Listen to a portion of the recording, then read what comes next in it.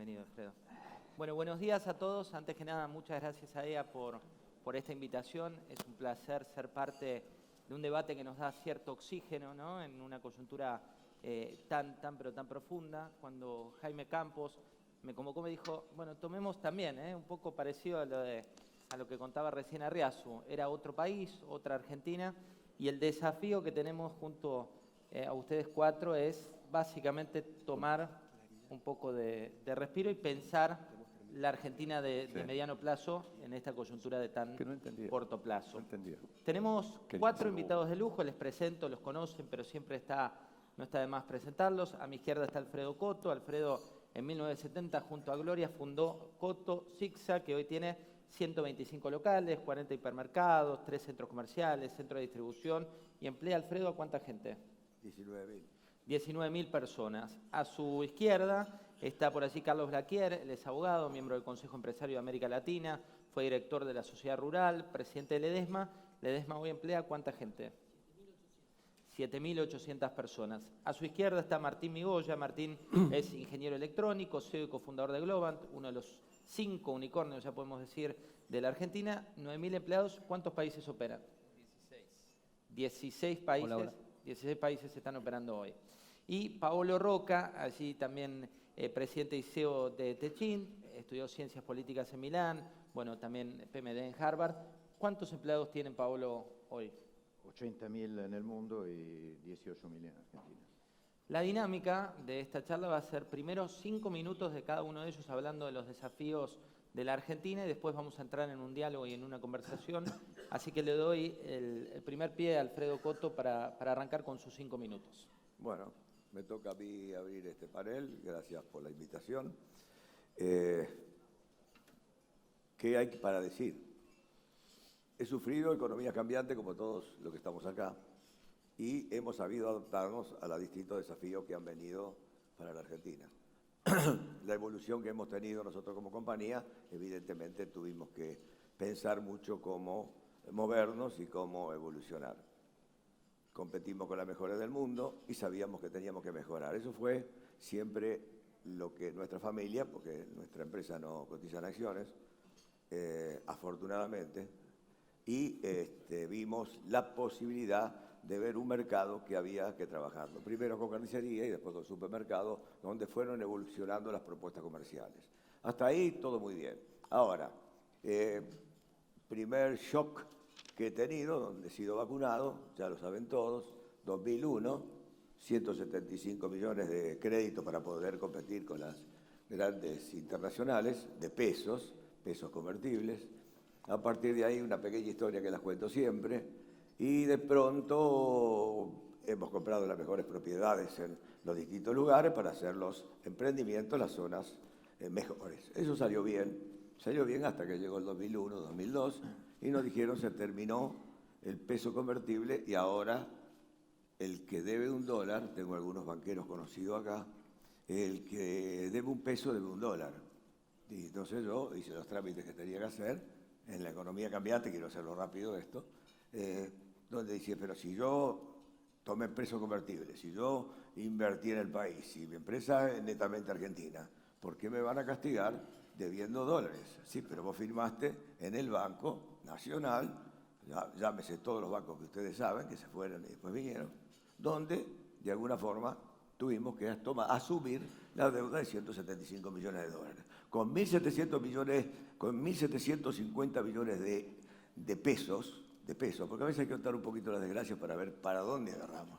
1.750 millones de pesos, con 175 millones de dólares, el 10% de lo comprometido. Y en el medio estábamos edificando y construyendo a muy buen ritmo. Fue la última vez que me endeudó. ¿Qué había que hacer? Cuando nos dimos cuenta estaba el dólar 4-1. ¿Dónde estuvo nuestra empresa? Default técnico. En default técnico, pero ¿cómo default técnico? Los bancos se fueron, 2003, 2004, esa historia la sabemos todas. Y quedó que los fondos haciendo buenos negocios, comprando deuda de cota 50%, que luego poco a poco la fui recuperando. Afortunadamente tuve esa intuición de decir, mira, si yo te debo, te voy a pagar, siempre he pagado. LIBOR más 4 puntos, pero a nivel dólar te voy a pagar, pero a partir de ahí, no se le debe dejar de pagar a nadie. Eso fue con mi gente, estoy rodeado de gente muy competente, y fui pagando hasta que vino un fondo de inversión. El fondo de inversión dice, yo me quiero quedar con Coto, quédate tranquilo, sos un empresario de primera, dame acciones. Y yo le dije, mira, acciones no te voy a dar, bueno, te mando default. Entonces lo que compraste vos al 50% de los bancos te va a salir un poco menos. Nos aguantamos un poquito ahí y fuimos saliendo de esa coyuntura. A partir de ahí, vacunado, nunca más me empeñé. O sea que lo que hacíamos, lo hacíamos en tiempo real sin deuda. Hoy nos agarra bien, ¿por qué? Porque no tenemos deuda, no tenemos pasivo. Pero la economía cambiante que estamos diciendo que la que más me golpeó fue justamente esa. Para ir al punto y darte pie a vos, es ¿qué pasa con un empresario argentino y no morir en el intento? La economía hace así, bueno, hay que ver para dónde vamos. Ahora pego un salto hacia adelante, ya que tengo años de lucha y a lo mejor de experiencia, y vimos la posibilidad de exportar para China. Tenés que exportar, Alfredo, tenés que exportar. Hemos exportado tanto, tengo acá un colega también que hace lo mismo, hemos exportado tanto, tuve que comprar un frigorífico, ya la familia me estaba mirando un poco de costado a ver si pierdo los reflejos. ¿Por qué? Porque vamos a comprar un frigorífico y vamos a exportar. Lo hicimos. Y la balanza de pagos de Coto hoy da favor. Vendemos más de lo que importamos. Hice todos los deberes, acá estoy para recibir todas las piñas que a lo mejor nos den para hacerlo esto no tan técnico y decir, bueno, ¿hicimos un buen camino? Sí. ¿Estamos exportando? Sí. ¿Me favoreció el dólar? Sí. De acá levanta un poquito y posiblemente se venda menos de esto, se vende más de lo otro.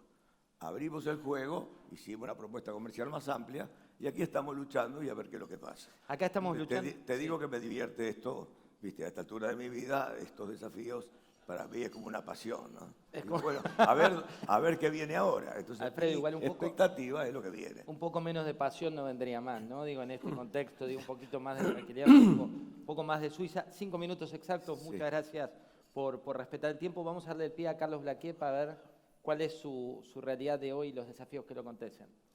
Yo voy a tocar básicamente 3 temas, que bastante difícil después de lo que habló Ricardo. El primer tema es el tema estabilidad. Indudablemente que, como también dijo Ricardo, la primera condición para el crecimiento de una economía es precisamente la estabilidad macroeconómica. Y cuando hablamos de estabilidad, hablamos de 3 tipos de estabilidades. La estabilidad económica, que se refleja en el tema precios, costos, impuestos, tipo de cambio. La estabilidad jurídica, que se refleja en aplicar las leyes vigentes. Y la estabilidad institucional, que concretamente es el apego a la Constitución y sobre todo la independencia de los poderes públicos, de los 3 poderes, digamos. Cuando uno analiza los 100 últimos años de historia de Argentina, vemos que Argentina tuvo una inflación promedio del 105% anual. El récord, como mostraba Ricardo, fue en el año 1989, que fue del orden de arriba de los 3.000%, con una devaluación del tipo de cambio de 4.700. Indudablemente que la falta de moneda es a su vez causa y consecuencia de la inestabilidad. De 1883 a la fecha le hemos sacado al peso argentino 13 ceros, pero de esos 13 ceros, 10 de ellos se los sacamos de 1983 a la fecha. Dejando de lado el tema inflación, si analizamos los últimos 50 años de Argentina, vemos que Argentina el 32% de ese periodo lo pasó en recesión. Solo estamos superados en este tema por la República Democrática del Congo. Para sintetizar el tema de estabilidad, no hay duda de que la independencia del Banco Central es un tema fundamental, porque de lo contrario, si el Banco Central depende de la política de turno, estamos como estamos. Es decir, acá el Banco Central tiene que tener como misión bajar la inflación y tener inflación cero. Y voy a mencionar un caso que algo se veía en los slides que mostró Ricardo, un caso exitoso, que es Singapur. En el año 1960, Singapur tenía un PBI per cápita de $428. El año pasado tuvo un PBI per cápita de $98.000. ¿En qué se basa? Y eso que la independencia de Singapur recién ocurre en agosto de 1965. Es decir, que construyó todo esto del 65 a hoy. ¿En qué se basó? Punto 1, respeto irrestricto a la propiedad privada. Punto 2, seguridad jurídica. Punto 3, muy bajo gasto público. El gasto público en Singapur es el 15% del PBI. Punto 4, ataque sin piedad a la corrupción. Y punto 5, muy baja presión tributaria. La presión tributaria es el 14% del PBI. El segundo punto que voy a tocar es el tema de la presión fiscal. Decir que la presión fiscal en la Argentina es asfixiante, lo vivimos todos y todos los días. Gran parte de lo que gana el sector privado se lo lleva el Estado en impuestos para sufragar su tremendo gasto público. Pensemos que entre 1998 y 2019 la presión tributaria pasó del orden, que lo vimos también en el gráfico, del 21% al 33%. Como bien decía Ricardo, esto es promedio. Con la gran evasión que hay, la presión tributaria para los que pagan es del orden del 50 y pico, 60%. Para que tengamos una idea, de 100 pesos que se gastan en alimentos, entre 38 y 44 pesos es impuesto. Pero además, cuando nosotros vemos que la Argentina tiene 163 impuestos, entre impuestos nacionales, provinciales y municipales, y que con solo 6 de esos gravámenes se recauda el 75%, indudablemente hay algo que no funciona. Tenemos que rever toda nuestra política tributaria, porque además tenemos una serie de impuestos distorsivos, como por ejemplo el impuesto al cheque, el impuesto a las exportaciones, ingresos brutos y demás, que se contradicen con el rumbo del país que queremos tomar. Entonces estamos poniendo el carro delante de los caballos. Pero además hay otro tema que como empresario del interior me preocupa mucho, que es el tema del federalismo económico y cómo manejarlo con el tema impuestos. Obviamente que ocupar gente en el Gran Buenos Aires o en el GBA no es lo mismo que ocupar gente en el NOA o en el sur o en la Patagonia. Pues bien, el decreto 814 fue derogado y yo no tengo duda que va a haber que encontrar una norma que de alguna manera incentive la ocupación de mano de obra formal en centros alejados por decirlo así, de la pampa húmeda. Y el último tema, y termino, es el tema educación, que también lo mencionó Ricardo. El tema educación es un derecho humano fundamental y es responsabilidad del Estado garantizar un sistema educativo que permita a la población participar en el empleo laboral. No hay ninguna duda de que la educación hace a la pobreza estructural. Estamos viendo los test en matemática, en lenguaje, entendiendo por lenguaje la capacidad de comprensión y de expresión. Las personas que no manejen estas dos áreas no van a ser sujetos de empleo. ¿Qué es lo que tenemos que hacer? Tenemos que reformular nuestro sistema educativo.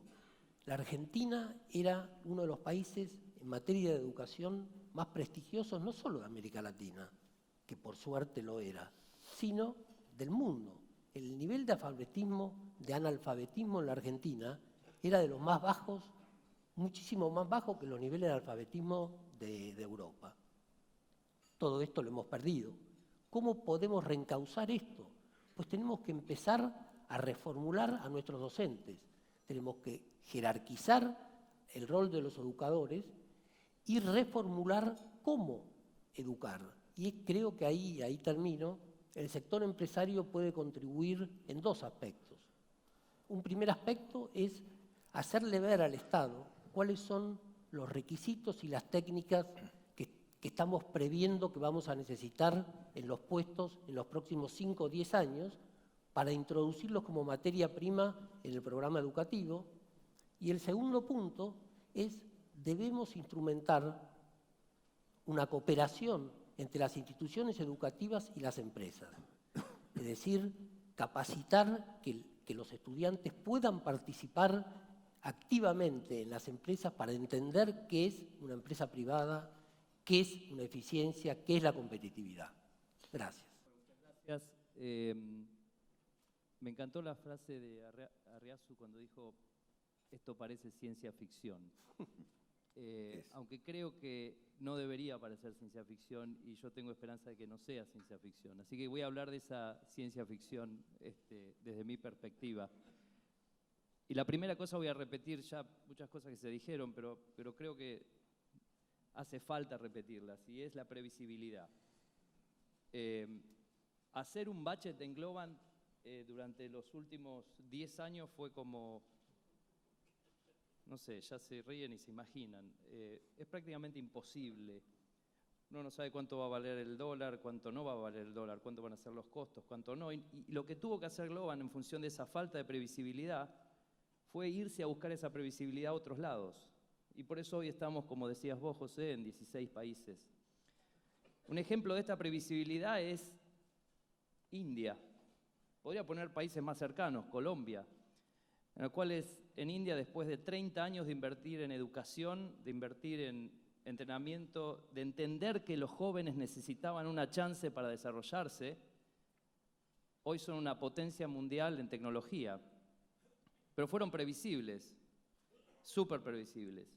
Y eso da lugar al crecimiento. Y eso es algo que nosotros, como argentinos, tenemos que tener terriblemente claro. Esa previsibilidad se basa en un Estado confiable, a lo que le sigue una moneda confiable, a lo que le sigue capacidad de planificación. Y esa cadenita en Argentina no existe. Y eso hay que cambiarlo. La segunda cosa hacia el futuro es mirar la oportunidad. Hoy estamos ante una revolución que es la revolución, se diría 2 tsunamis, pasando un tsunami de revolución digital, otro tsunami de revolución cognitiva, o es la aplicación de inteligencia artificial a todas las industrias.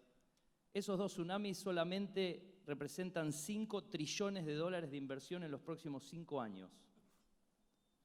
5 trillones de dólares de inversión a nivel global en los próximos 5 años. Y la Argentina en eso ha tenido cierta política de Estado. Es como un oasis en el desierto, digámosle. La primera ley fue con Duhalde, la segunda ley fue con Cristina, la tercera ley del conocimiento es ahora con el presidente Macri. Fíjense cómo una política consistente ha dado lugar a una industria que hoy ocupa más de 150 o 200.000 personas, depende cómo se mida. Ha dado lugar a que la Argentina sea un jugador en el espacio de la tecnología y el desarrollo y ayudando a otras compañías a hacer esa transformación digital. Ha dado lugar a empleo federal. Hoy Globant solamente en Argentina está en 11 ciudades en el interior. Y creo que esa es la oportunidad que hay que mirar. Y esa ley del conocimiento que se acaba de decidir en el Congreso, se decidió por unanimidad, lo cual es más curioso todavía. Entonces, esta política de Estado puede llevar a que no solo compañías como Globant puedan crecer, pero los innovadores históricos, como Paolo y el grupo Techin, que han históricamente creado tecnologías, podrían aprovechar esa misma ley para exportar esos conocimientos, o Alfredo quizás haciendo un supermercado digital y exportándolo al mundo, además de exportar lo que ya exportás, o Charlie exportando, no sé, conocimiento en biotecnología para transformar la industria en la que vos te movés. Y mismo aprovechar abogados, médicos, contadores que hoy pueden decidir, y si la ley se reglamenta bien, exportar sus servicios. Entonces creo que para la Argentina es una oportunidad fenomenal la que tenemos adelante. Ahora, cuidado, no nos la creamos, porque en todos lados hay talento. Y la realidad es que este talento es móvil, estas oportunidades son móviles, y si la Argentina no lo seguimos empujando como una política de Estado, se van a ir. Entonces, yo creo que de lo particular que es la industria de la tecnología en la que estoy, a lo general, y tal como mencionaba Arriazu en su último slide, que me encantó, a medida que crece el PBI per cápita, además de los sectores centrales de la Argentina, como la industria y el agro, los servicios van tomando un lugar cada vez más protagónico. Y cuando digo servicios, no digo servicios de tecnología exclusivamente, sino que digo todo tipo de servicios, desde servicios financieros hasta servicios de industria en general. Y eso es algo que a nivel mundial es cada vez más importante. Si miramos la economía de los Estados Unidos, 82% del empleo tiene que ver con servicios profesionales y el resto, servicios en general, perdón, y el resto en el resto de las industrias y del agro. Entonces, estos servicios se han transformado en servicios transables. A nivel económico, son servicios que pueden generar ingresos de divisas. Entonces, me parece muy importante destacar eso. Y para terminar, ¿qué es lo que necesitamos? Coincido mucho con lo que mencionaba Charlie, con lo que mencionaba también Alfredo. Adecuaciones impositivas. Muchas cosas que no pueden seguir pasando y tienen que cambiar. Reconocer las nuevas formas de empleo. Y acá estoy diciendo, bueno, si la ley tiene que seguir como está, que siga como está, pero hay que reconocer nuevas formas de empleo, nuevas cosas y nuevas formas en las cuales estos nuevos servicios están generando relaciones distintas de empleo entre empleadores y trabajadores. Obviamente que necesitamos una regulación muy amplia de la ley de conocimiento para que todos puedan jugar en ese mismo sector y que puedan aprovechar el talento argentino, que es fenomenal, para poder desarrollarse en el mundo. Y por último, lo que ya mencionaba Charlie, y todos queremos terminar con esto porque a mí me parece central y coincido plenamente, en la educación. Hoy estamos ante un mundo en el cual los contenidos duran 18 meses en promedio. Quiere decir que uno aprende algo a los 18 meses, lo más probable es que sea obsoleto. Esto quiere decir que si no transformamos nuestro sistema educativo de un sistema educativo que sea basado en el enciclopédico, de un sistema educativo enciclopédico, a un sistema educativo que tenga que ver con enseñarle a nuestros jóvenes a aprender rápido. Les voy a decir algo, les voy a contar algo. Los mejores que tenemos en Globant no son los que saben muchísimo más, son los que pueden aprender rápido, porque las cosas que aprenden las tienen que desaprender mucho más rápido todavía. Entonces creo que nuestro sistema educativo debe esa evolución. Este es un desafío que tiene el sistema educativo a nivel global, no solo el argentino. El argentino, por supuesto, está inmerso en eso, pero nosotros tenemos que darnos cuenta antes y poder cambiarlo. La educación para mí es algo central y creo que la Argentina, en este nuevo concierto de transformaciones que está pasando, tiene un lugar que nos lo ganamos porque una política de Estado nos ayudó a eso y tenemos que ser conscientes de que eso puede transformar y crear miles y miles de empleos a nivel nacional. Paolo, por favor, sus 5 minutos. Bueno, yo creo que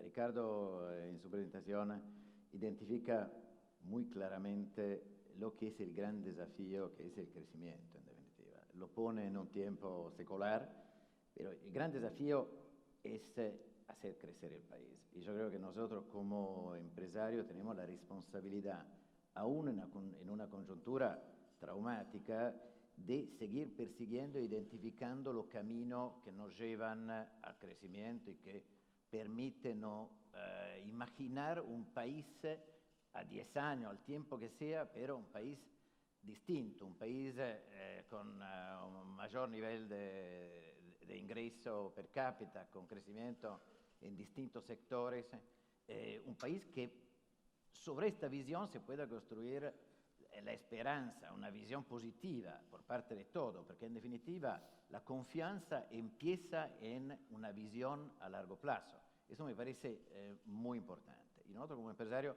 tenemos que entender cuáles son los caminos que pueden llegar a un crecimiento sostenido. El crecimiento es fundamental, el crecimiento es empleo. Necesitamos aumentar el empleo es integración social, es en definitiva gobernabilidad. La gente no quiere planes, quiere empleo. El empleo es la fuente y la base de la movilidad social. Uno de los temas más importantes para sostener la visión hacia el futuro, la esperanza del futuro, es la movilidad social. A mí lo que me sorprende, comparto que la educación es un tema fundamental para el país. Lo que me parece muy importante, que tiene que ser corregido, no solo es en alguna medida la falta, por ejemplo, de capacidad matemática, lo vimos hoy en los exámenes Aprender, donde el 40% de los alumnos al último año del secundario no tiene capacidad básica en matemática. Ma lo más traumático es que los sectores de menor ingreso, socialmente mercados, tienen el 60% de insuficiencia en matemática, mientras que los sectores más ricos, de niveles sociales más altos, están en el 20%. Entonces, esta debilidad en la educación y esta desigualdad, al final terminan haciendo muy compleja cualquier integración social y, en definitiva, la gobernabilidad. Crecimiento. Cuando pensamos al país en una visión a largo plazo, yo soy un poco más optimista de lo que Ricardo. Yo creo que el país se ha transformado estructuralmente a lo largo del tiempo.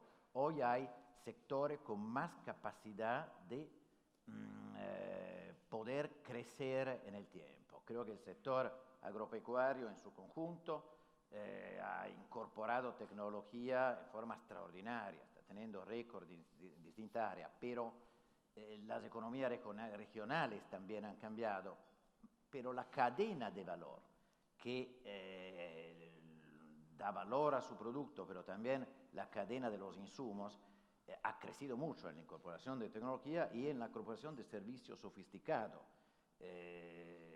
Y es un aspecto que se puede valorizar y puede ser una base importante para seguir creciendo. No es suficiente, porque todo el sector agropecuario, considerando la manufactura de origen industrial, contribuye por un 60% a nuestra exportación.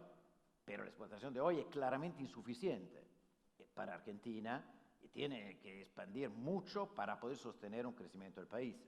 Hoy el 15% de exportaciones sobre el total del producto es claramente insuficiente para poder lograr la divisa y la capacidad de crecimiento para el país. Tendría que llegar a no menos del 20%. Esto implica un crecimiento por año del 7% si queremos poder sostener un crecimiento del 2-3% para el Producto Nacional Argentino en los próximos 10 años. Hace falta más. Ahora, Vaca Muerta lo describió con mucha claridad Ricardo. Es un motor adicional importantísimo y tiene una cadena de valor que puede crear ocupación y capacidad exportadora en su parte, y es un hecho nuevo. No estaba Vaca Muerta. La velocidad de desarrollo de Vaca Muerta ha sido fenomenal. No es solo el campo de Fortín de Piedra nuestro, pero la capacidad de producción de gas, la Shell aumentó en 2 años de 5 millones de metros cúbicos por día a 33 millones de metros cúbicos, se multiplicó por 6. La capacidad de producción de petróleo se multiplicó por 4 en 2 años. Esto da una idea de que hay sectores de la economía que pueden crecer a tasa china. Hay sectores que pueden crecer a tasa china. Y lo que ha ocurrido en la cadena de valor, solo Fortín de Piedra ha tenido más de 1000 empresas que han contribuido a esto y que hoy están mirando con muchísima preocupación lo que está pasando, pero que tienen capacidad de proyectarse hacia el futuro. Esta cadena también ha crecido a tasa muy elevada. Después está el sector de los servicios basados sobre el conocimiento. Hoy exportan alrededor de $6.000 millones de servicios transables, importante, y también tiene un potencial de crecimiento que se basa en el desarrollo del talento que se genera en Argentina, en las universidades de calidad. Y así como estos motores pueden sostener el crecimiento, también la cadena de valor. Yo creo mucho al rol de la industria. Creo que, y discrepo en esto con Ricardo, creo que el desarrollo de la Argentina pasa por un desarrollo industrial. Europa tiene un peso de la industria en el orden del 27%, el 15% de Argentina es absolutamente insuficiente a dar empleo, porque el empleo que necesitamos es el empleo del conurbano, el empleo de cantidades importantes de gente que lo encuentran en la construcción, lo encuentran en la industria. Necesitamos este tipo de empleo. Este empleo es empleo industrial. Es empleo en la cadena de valor de los sectores productivos y es un empleo que tiene capacidad de ser efectivo, competitivo para exportación. Yo creo que la industria es fundamental para un país y los economistas te explican que la industria guía el 50% de los servicios de un país. El servicio representa el 65% del producto, pero el 35% son servicios de transporte, servicios de asistencia a las empresas, que están relacionados con la producción de bienes, y servicios de digitalización de la industria que están relacionados con la producción de bienes. Sería absurdo pensar que podemos imaginar un crecimiento de la Argentina sin una capacidad industrial que crezca del 15 al 25, 26, a un número más alto, un valor más alto. Esto se hace con la cadena de valor. Y esta cadena de valor, en América Latina ha habido un proceso de deindustrialización, salvo en México. México tiene una estructura industrial que tiene este nivel de impacto sobre la economía y es el país que ha crecido en este contexto. Ahora, esta cadena de valor, yo creo que de la experiencia del grupo, un ejemplo es Tenaris y Siderca. Siderca nació como sustitución de importaciones para los tubos de la industria petrolífera, creció superando muchas crisis, porque se empezó ya en los años 50 y tuvo un recorrido muy difícil, pero creció y hoy se convierte en un líder mundial con operaciones en 45 países, que exporta a la Argentina, dependiendo de los años, $1.000 millones cada año, logró exportar el 65%, el 35, 40% de su producción, dependiendo de los años más difíciles, y hoy en esta condición exporta una cantidad mayor, alrededor del 60%, 60-65%. Ahora, es un ejemplo y hay otro de cadena de valor que, si recuperan confianza, pueden sostener el crecimiento. Ahora, la confianza empieza nuestras empresas, empieza de abajo. Esto en este momento es nuestro reto, el de la responsabilidad nuestra, con nuestra gente, con la gente que trabaja en nuestra empresa, con la gente que vive en las comunidades en las cuales estamos arraigados. La confianza empieza de allí y va construyéndose en el tiempo. Hoy nuestra tarea es esta, la de preservar la confianza en la empresa y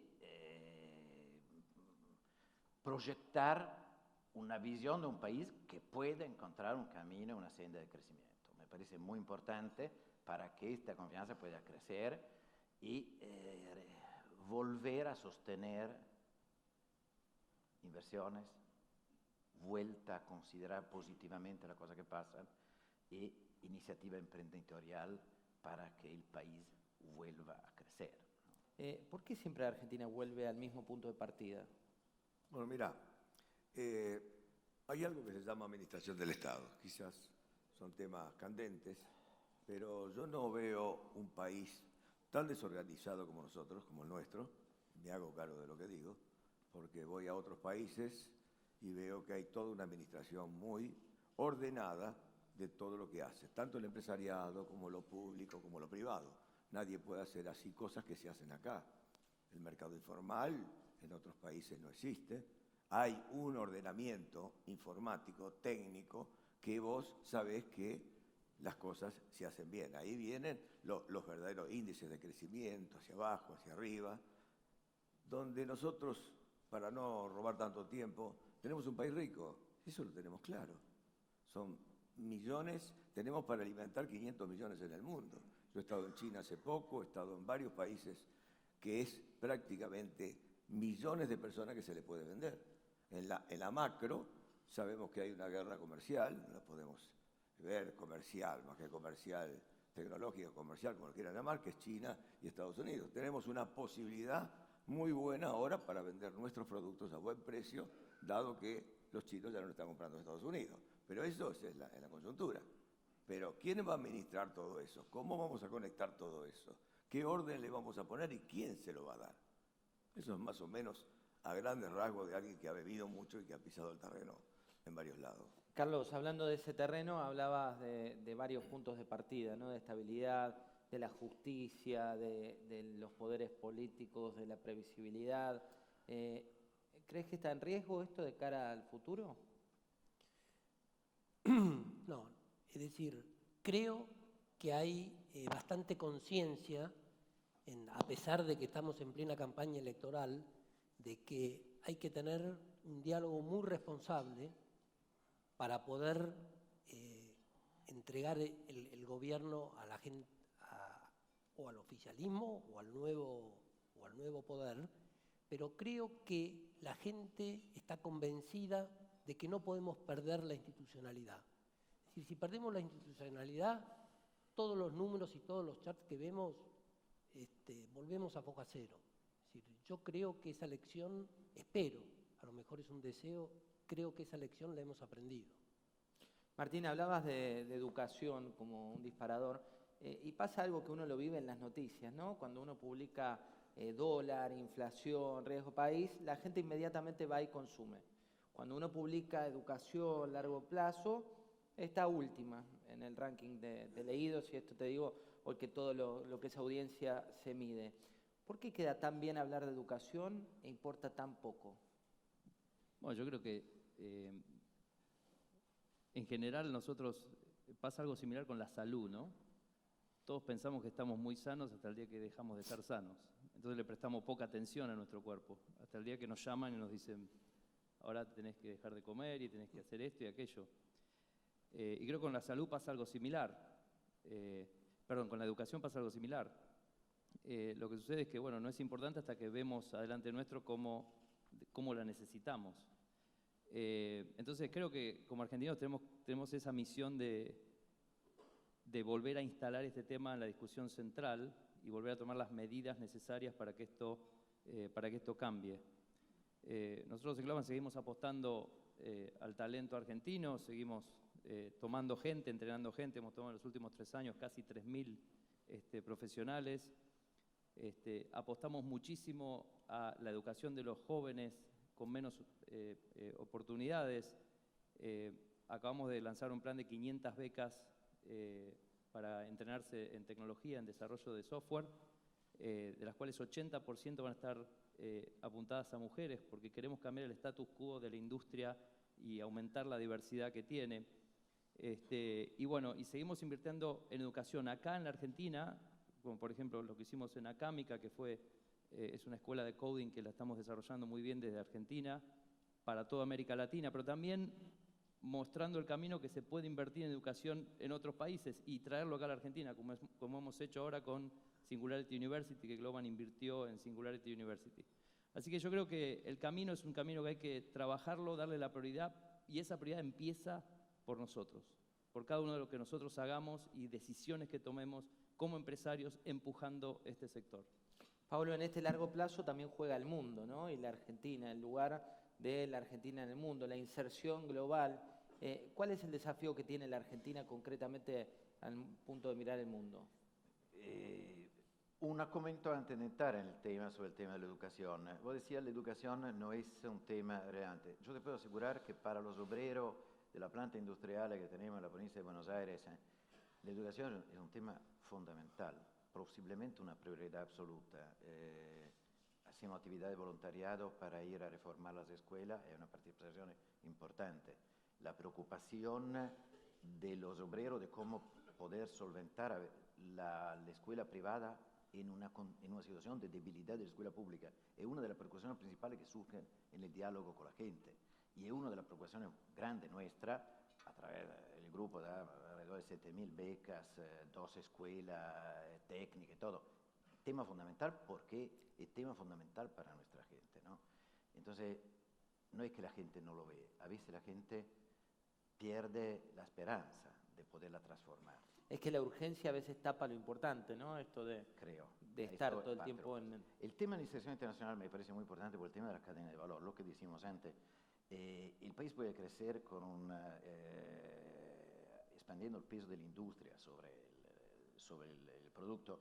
Para hacerlo tiene que multiplicar y hacer crecer un número muy importante de pequeñas y medianas empresas que encadena como el sector agropecuario, encadena como la energía, Vaca Muerta es impresionante, o en el sector de los servicios avanzados y en muchos otros sectores, son empresas que tienen que encontrar espacios de crecimiento, de articulación de la cadena, son proveedores, son sociedades que en definitiva necesitan un mercado interno y una exportación. Y hay ejemplos a todos los niveles. Hay la grande sociedad como Toyota, que provee camioneta para todo el campo, pero exporta el 70% de su producción y tiene un nivel de integración del 40% en todo lo que hace y va incrementándolo.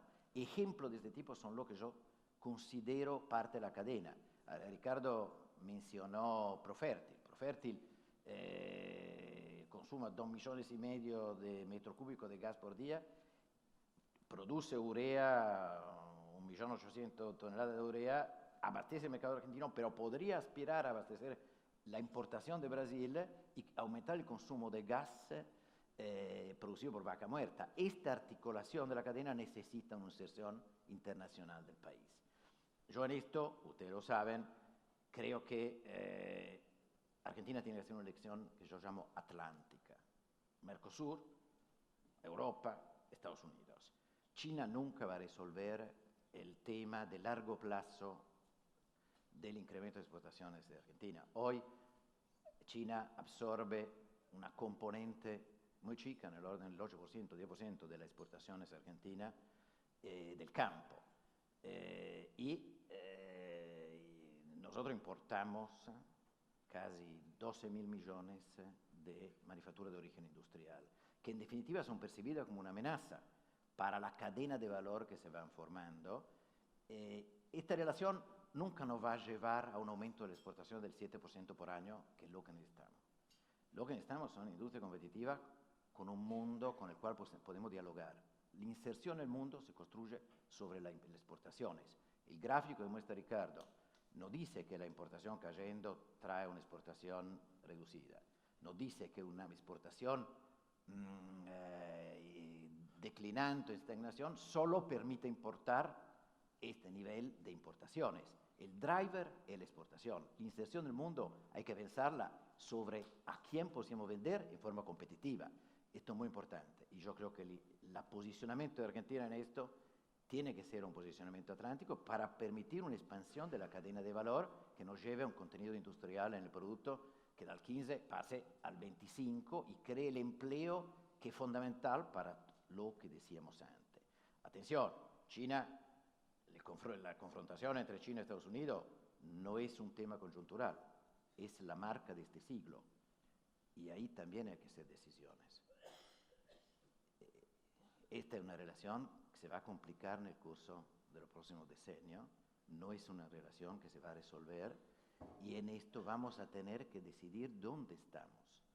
Y me parece que hay que mirar muy bien, Argentina pertenece a un mundo de democracias liberales y tiene que considerar con mucha atención cuáles son el futuro del equilibrio entre dos potencias y entender cuál es el ámbito en el cual puede desarrollar un crecimiento de su cadena de valor en forma plena. Creo que esto es un tema muy relevante y coincido también con lo que decía Charlie sobre el tema que entre los pasos adelante que se han hecho en estos años ha sido la institucionalidad. Yo creo que hay cosas sobre las cuales no vamos a dar marcha atrás. Y no vamos a dar marcha atrás. El país ha cambiado no solo en la estructura de los sectores, pero también en haber incorporado elementos de institucionalidad que van a quedar. Yo soy positivo en este sentido. Cualquier cosa pase, creo que el país ha ido creciendo en muchas cosas y vamos a tener que poder retomar una senda de crecimiento en este sentido con una inserción internacional, decimos, en este marco que empieza con el Mercosur y que se expande a este ámbito de inserción. Hemos hablado de desafíos de educación, de lo que viene también en materia de marco jurídico, esta idea de salir del corto plazo, pero también para llegar al futuro, un poco lo planteaba Alfredo al principio, hay que salir de los problemas del presente. Si tuviera que cada uno definir algo a solucionar urgente para llegar a ese largo plazo, me interesaría complementar con una frase de cada uno de si pudiera identificar el primer paso a solucionar, Alfredo, en este corto plazo para llegar al futuro, ¿cuál debería ser? Mirá, yo estoy viendo cifras, escucho a los economistas con mucha atención. Es la primera vez que tenemos la balanza de pago a favor, porque teníamos déficits paralelos y estamos exportando más de lo que importamos. Hay una señal, quizá porque consumimos menos, no lo sé, pero no es un tema menor y quizá, insisto, hay una administración del Estado que tiene que funcionar. No puede funcionar un Estado con 50% de una economía, digamos, no ajustada a la realidad. ¿Por qué no cambia eso si el diagnóstico está... Bueno, si hay tantos sistemas informáticos, nosotros un área de la compañía es la parte informática que las que hace que sepamos en tiempo real lo que nos está pasando. Entonces, ¿cómo no puede tener un país un sistema informático donde se puede supervisar una provincia, una actividad de lo que sea, desde un ministerio? Si yo tengo que ir a un ministerio, vos tenés que ir a un ministerio, tenés que tener información en tiempo real. ¿Y por qué no se conecta eso? ¿Por qué hay tanto trabajo para hacer eso? No voy a decir lo que hicimos nosotros tratando de aportar algunas cosas desde el Departamento de Sistema a los distintos rubros que tiene el Estado.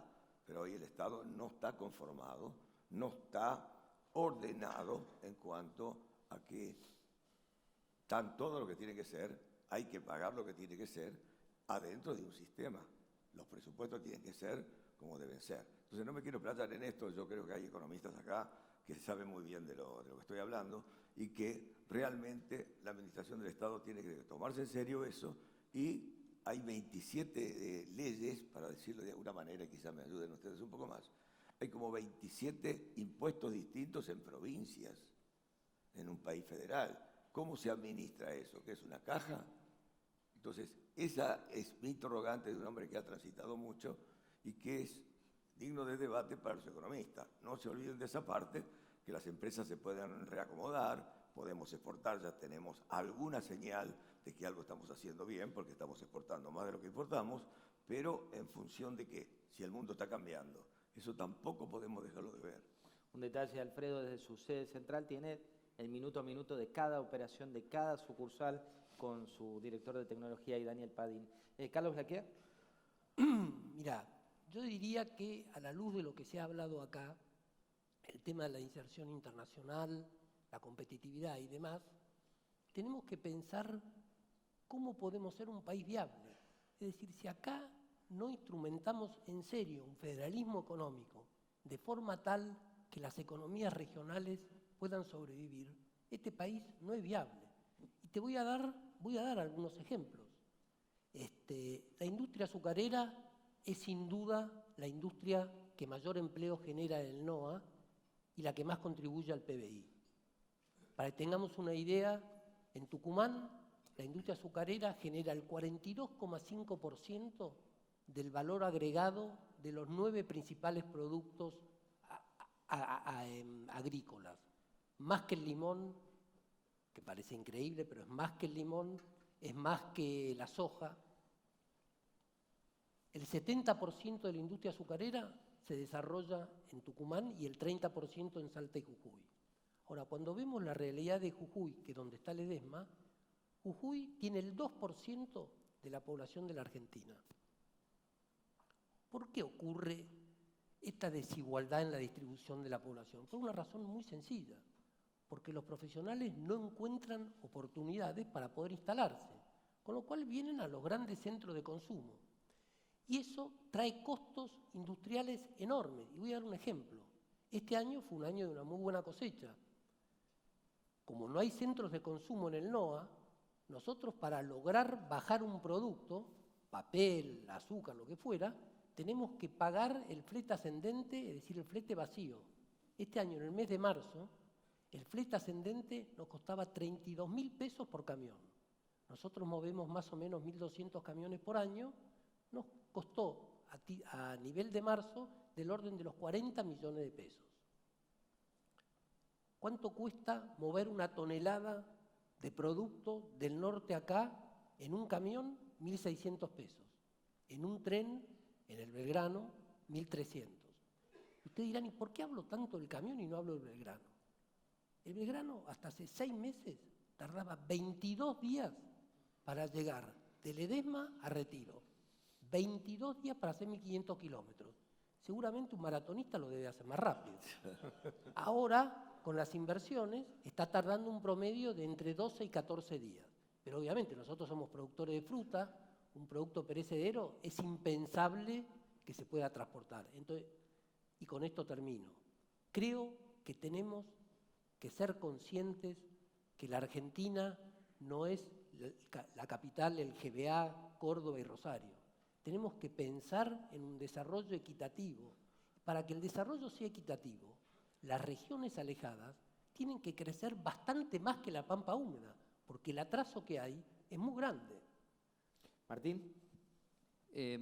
Yo creo que todo parte por pensar y tratar de hacer un Estado confiable que genere una moneda confiable, que genere la previsibilidad que todos necesitamos para invertir y para poder planificar, lo cual ha sido bastante difícil en este tiempo.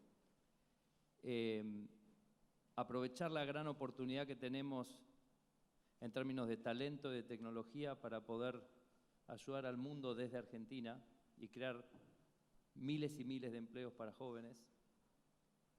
Y por último, enfocarse en aquellas cosas que son centrales, como la educación, la institucionalidad, la previsibilidad.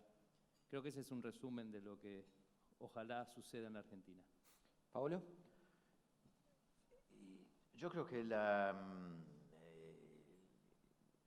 en estos últimos tiempos ha habido una pérdida importante de confianza y creo que es importante recuperar confianza por lo menos por los desarrollos fundamentales que a mi juicio deberían ser políticas de Estado, así como en el caso de los servicios basados sobre el conocimiento, la ley de conocimiento, una ley aprobada a la unanimidad, da una base que refleja un consenso. Yo creo que también Vaca Muerta el desarrollo de Vaca Muerta necesita un consenso sancionado por una decisión del Congreso que dé horizonte y confiabilidad. No es inmediato, es algo que tiene que pasar en los próximos meses, pero es algo muy importante, porque como decía Ricardo, la velocidad de desarrollo de Vaca Muerta es absolutamente comparable con la velocidad de caída.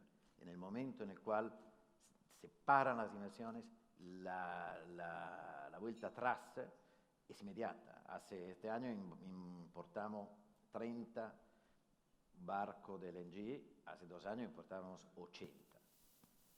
Se para la inversión en Vaca Muerta, volvemos a 80 barcos en un año y medio.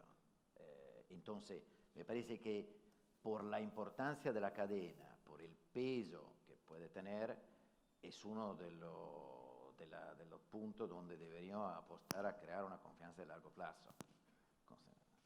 Y en este sentido, una decisión y un consenso, una política de Estado sobre la visión a largo plazo, sea cual sea, sería una decisión importante para esta visión a largo plazo del país. Nos quedan los últimos minutos. AEA tiene la particularidad que, como pocas entidades en la Argentina, tiene a los dueños, a aquellos que crean las empresas y que las llevan al frente. Y me interesa para las 2 últimas preguntas de cierre. La primera está vinculada con qué los motiva. Digo, uno ve el ánimo hoy de los argentinos, sean M, sean K, sean Z, sean H, hay como cierto desánimo. Y ustedes entre todos emplean más de 70.000 personas de mínima, si tomamos las localidades de la Argentina. ¿Qué lo motiva, Alfredo, a levantarse cada día en un país con tanta volatilidad? Sí, buena pregunta, pero para todos, para todos.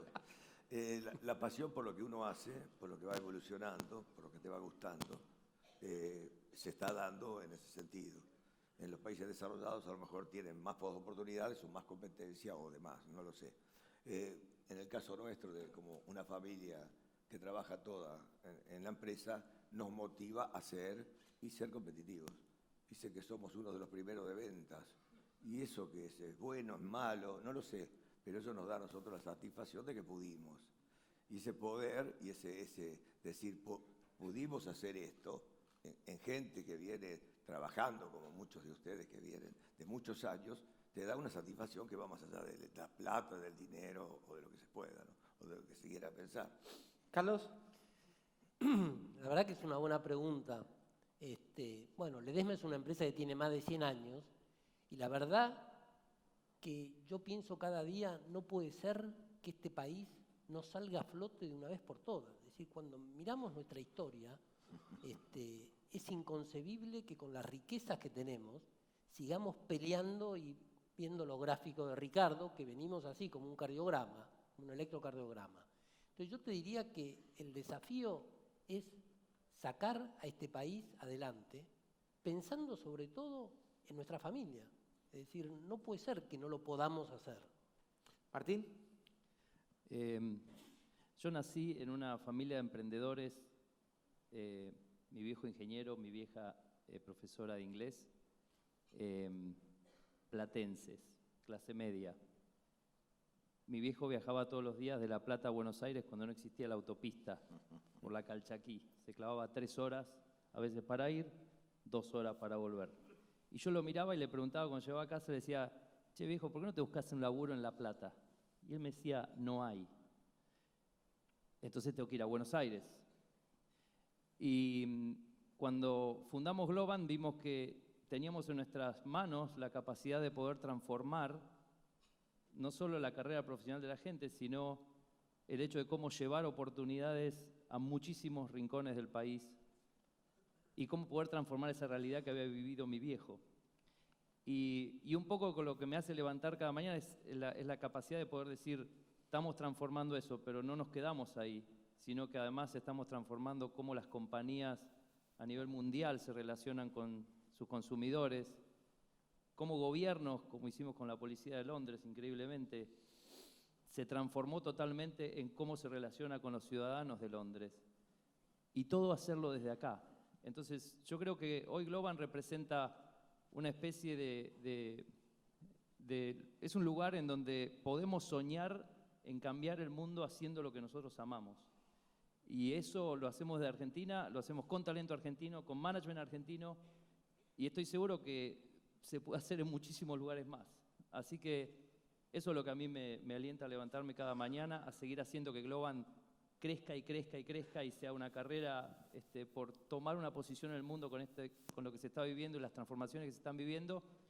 Y bueno, eso es lo que me hace, lo que me da más ganas de seguir cada día. Paolo.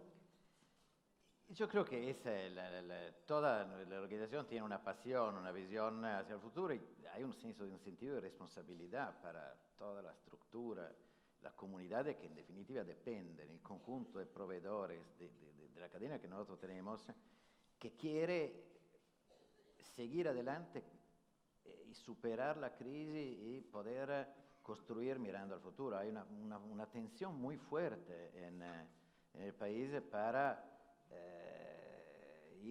superar un obstáculo como son esta crisis recurrente e ir adelante. Y esto es lo que te motiva. Pero yo me acuerdo, me contaba mi padre, cuando en el 1972 mi abuelo había construido la empresa, en los años 50, ya la empresa había crecido, estaba propulsora en Ensenada, vino el gobierno militar, vino Livingston, expropiaron las sociedades. Entonces vino un coronel y se hizo cargo de todo. Entonces, me contaba mi padre, mi abuelo reunió los 4 dirigentes de Tequinte, incluido mi padre.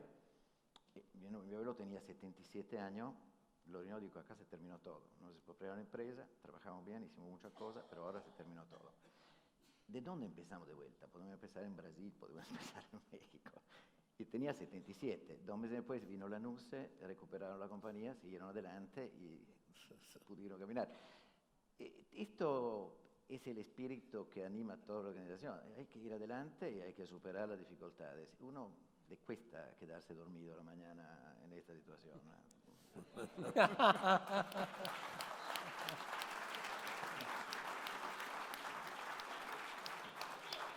Y ahora sí, para el cierre, solemos publicar los periodistas mucho de cómo la sociedad ve a los empresarios, ¿no? ¿Qué es lo que piensan de los empresarios? ¿Cuáles son las características?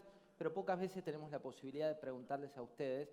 Y en este caso ya no es un análisis entre todos, sino que les propongo una construcción colectiva entre los 4. Digamos, yo les inicio la frase y cada uno le va sumando a esta frase un adjetivo o entre comas Si yo le digo a Alfredo Coto, y para continuar hasta Paolo, ¿un empresario argentino es? Es un hacedor, es una persona, en el caso nuestro, que si voy a un supermercado, la gente más grande me saluda, los más jóvenes a lo mejor no nos conocen porque tienen coto digital. Todo el mundo se ha transformado, pero lo bueno, cuando te van pasando los años, es que vos hiciste algo, podés ir a un supermercado y que nadie te diga, bueno, baje los precios Coto, sí, por supuesto que me lo han dicho, pero también me han felicitado por todo lo que se hizo. Carlos, ¿un empresario argentino es? Un tomador de riesgo. Martín. Un guerrero a pesar de todos los obstáculos. Paolo. Es una persona extraordinaria para aguantar todo. Ni más ni menos, ¿eh?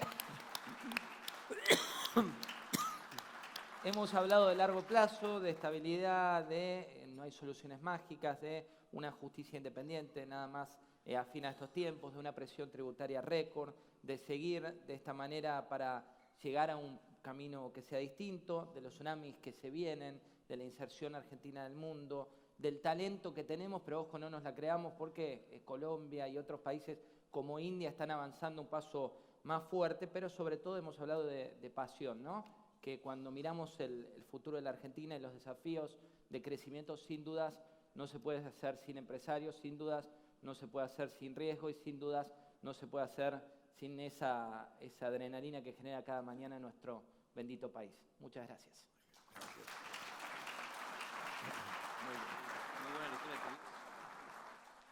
Le agradecemos al Río y el resto.